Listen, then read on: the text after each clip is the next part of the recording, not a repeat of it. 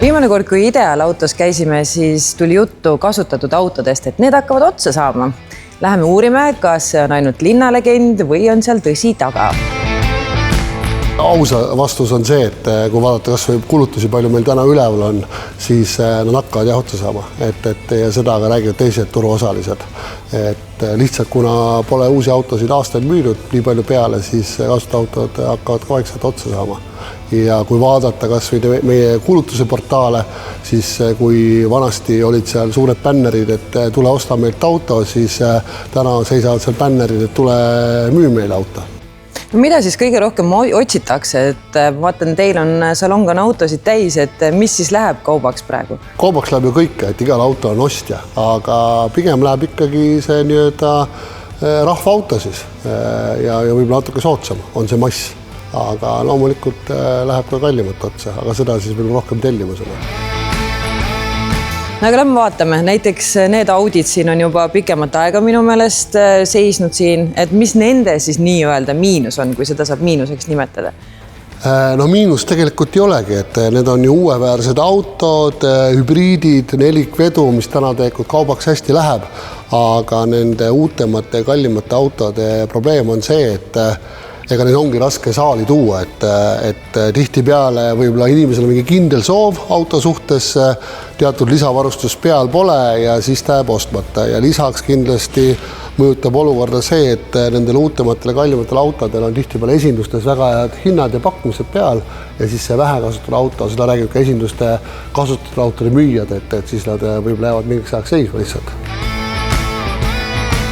Kui nüüd kütusehinnad siin trikke tegid ja väga kõrgele läksid, et kas see kuidagi peegeldus ka kasutatud autode poole, et hakati siis näiteks hübriidi ja elektrit rohkem vaatama?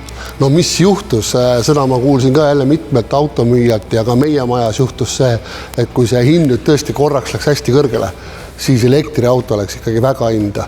Et me müüsime ikkagi ära siin elektriautod, mis võib-olla isegi olid saalis olnud juba aasta aega, ja tuli just üks elektriauto, mida me arvasime, et jääb ka aastaks meil saali, et need läksid siin nagu nädalatega ja seda rääkis ikka teised müüjad, et kellel oli laos 15 elektriautot juba aasta aega seisnud, ütlesid, müüdsid paari nädalaga maha, et see oli küll huvitav tendents ja kui täna vaadata neid päringuid ja huvilisi, kes saalis käivad, siis ka küsitakse ikkagi seda vähekasutatud elektriautot, mida Eesti turul saadaval ei ole.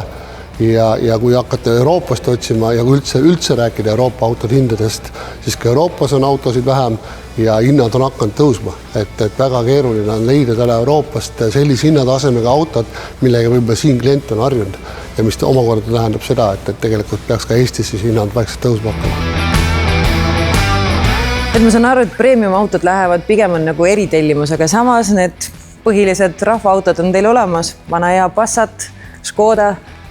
No just jah, see on see mass, mida meil endal grupis Avise rendist tagasi on tulemas, sellel on klient olemas, huvilised käivad, valivad, küsivad ja seda me siin pakume ja müüme, et kõik muu premium klass, kallim auto, seda oleme valmis alati tellimusena toome kiirelt kohale, kliendi soovil, valikul ja nii ongi. Mis seal ikka? Sammud Ideali ja autot valima? Just, et tegelikult ka oleme valmis ju niisama klientile, et autosid ostma, tulge pakkuge, teeme hea pakkumise ja autovahetus on ka meil väga lihtne ja mugav, et tulge jutule.